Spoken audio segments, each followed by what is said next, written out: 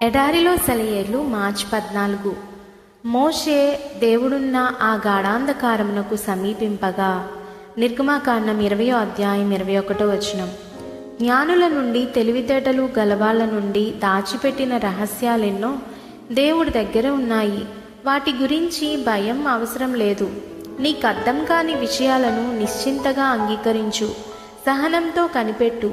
తన గాఢాంధకారంలోని విషయాలను నీకు మెల్లిమెల్లిగా బోధపరుస్తాడాయన. ఆ రహస్యాల్లోని మహిమైశ్వర్యాలను కనపరుస్తాడు.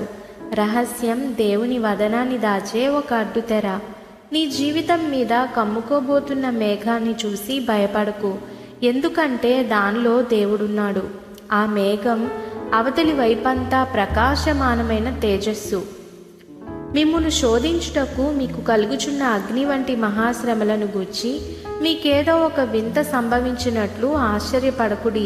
క్రీస్తు మహిమ బయలుపరచబడినప్పుడు మీరు మహానందముతో సంతోషించు నిమిత్తము క్రీస్తు శ్రమలలో పాలివారై ఉన్నంతగా సంతోషించుడి. మబ్బు మీపై కమ్ముతూ ఉందా?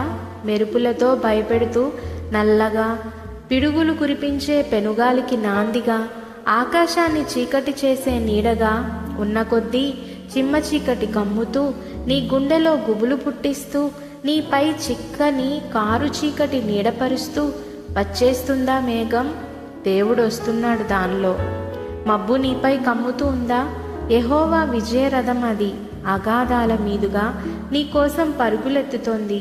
ఆయన చుట్టూ కప్పుకున్న నీలి సాలువ అది. మెరుపులు ఆయన నడికట్టులే, ఆయన తేజస్సుకి ముసుగే అది. జిగేలుమనే నీ కళ్ళు భరించలేవా కాంతిని? దేవుడొస్తున్నాడు దానిలో. మేఘం నీపై కమ్ముతూ ఉందా? నిన్ను కృంగదీసే శ్రమ ముంచుకొస్తూ ఉందా? చీకటి శోధన చరచరా దూసుకువస్తూ ఉందా? తెలియని మసక మబ్బు తేలివస్తూ ఉందా? అర్థం కాని అవాంతరం అలలా పడుతూ ఉందా?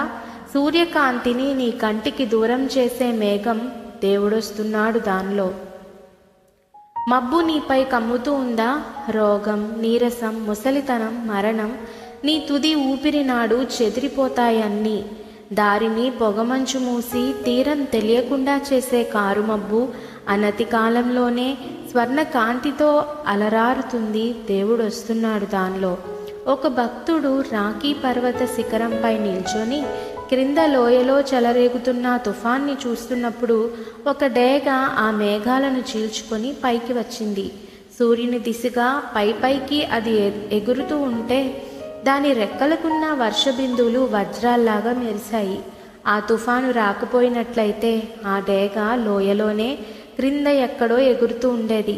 జీవితంలో మనకెదురయ్యే బాధలే మనం దేవుని వైపుకి ఎక్కిపోవడానికి కారణాలవుతాయి. ఆమెన్.